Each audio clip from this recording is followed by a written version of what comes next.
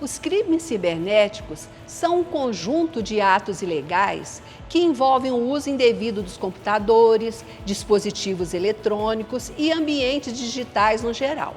No programa de hoje, conversaremos com a doutora Cristiana Angelini, que é delegada de Polícia Civil desde 2012. Ela é graduada em Direito pela PUC Minas e pós-graduada em Direito Processual. Bem-vinda, doutora Cristiana, ao nosso programa aqui do Minas Tênis Solidário. Obrigada a todos pelo convite, muito feliz de poder estar aqui, explicar um pouquinho dos crimes cibernéticos que acontecem no Brasil. A senhora já trabalhou na Delegacia de Homicídios, Delegacia de Combate à Violência Sexual, a Delegacia de Mulheres e atualmente chefia Divisão de Crimes Cibernéticos. Para iniciarmos a nossa conversa, o que diferencia o crime cibernético de um crime comum cometido pela internet? Um e-mail com ameaça de morte, por exemplo, é um crime cibernético ou uma ameaça como uma outra qualquer?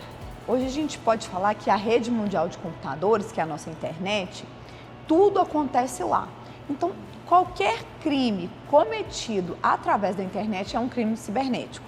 Então, uma ameaça feita por e-mail é um crime cibernético.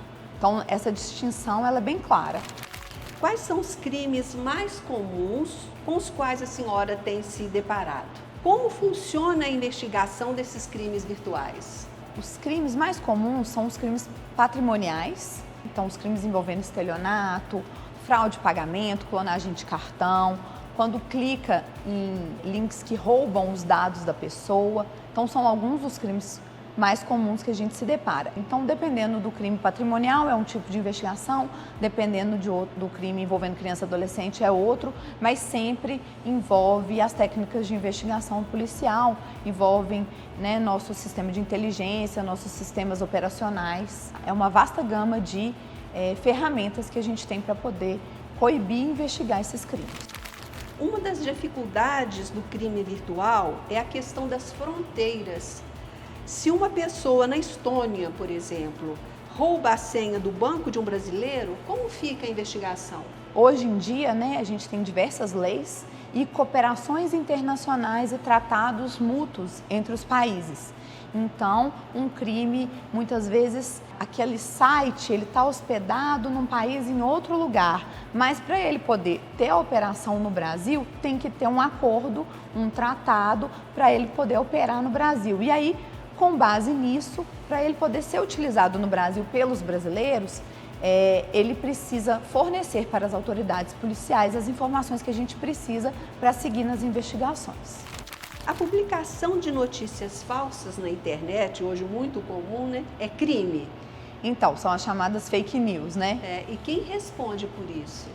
Hoje em dia, há um projeto de lei que ainda não foi aprovado, para regulamentar e criminalizar as fake news. Mas não quer dizer que as fake news não sejam impunes no nosso sistema brasileiro. O que acontece? Que quando alguém publica alguma coisa que ofenda a dignidade da pessoa ou de uma empresa ou a reputação, a gente entra nos crimes contra a honra, que é a calúnia, injúria e difamação. Então, não há uma impunidade, e sim um encaixe na conduta, no crime que a gente já tem no ordenamento jurídico. E para fechar, a senhora pode dar algumas dicas para o nosso público para não cair em golpes de internet? Então, gente, é muito importante a gente lembrar sempre que a tecnologia ela veio para auxiliar todos nós, mas a gente tem que aliar a tecnologia com a educação digital. Então, é importante que as pessoas saibam usar a internet. A gente tem mecanismos, na internet, por exemplo, senhas fortes. A gente tem dados vazados, todos os brasileiros tiveram dados vazados em algum momento. Então, nome, CPF, nome da mãe, é muito fácil da gente achar hoje em dia pela internet. A gente colocar uma senha que não seja aquela senha padrão do aniversário, do 1, 2, 3, 4. Então, senhas fortes é uma das principais coisas que a gente tem que pôr em mente.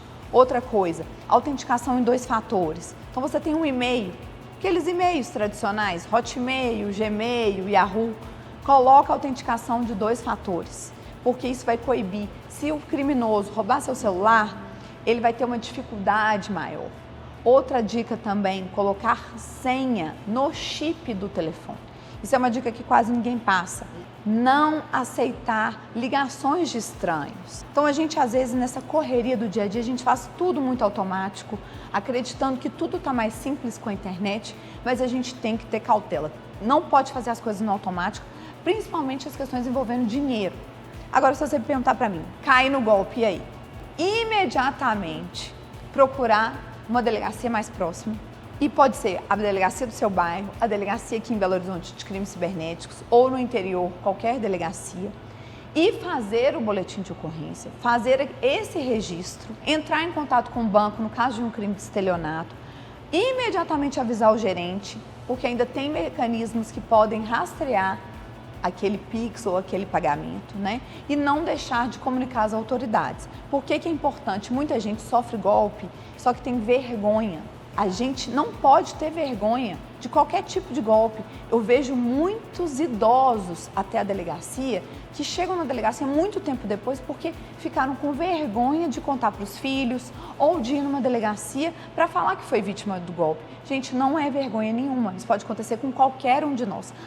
Acontecer até comigo, que entendo um pouquinho do assunto. A gente chama de engenharia social o que os criminosos fazem para encantar e trazer a pessoa. Então eles contam uma história fantástica que dependendo, qualquer pessoa pode cair.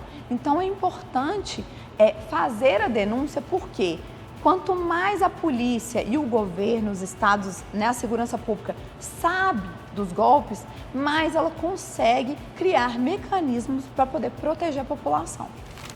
Doutora Cristiana, foi um prazer tê-la aqui no Minas Tênis Clube e esperamos vocês no próximo programa da série Faça o Bem.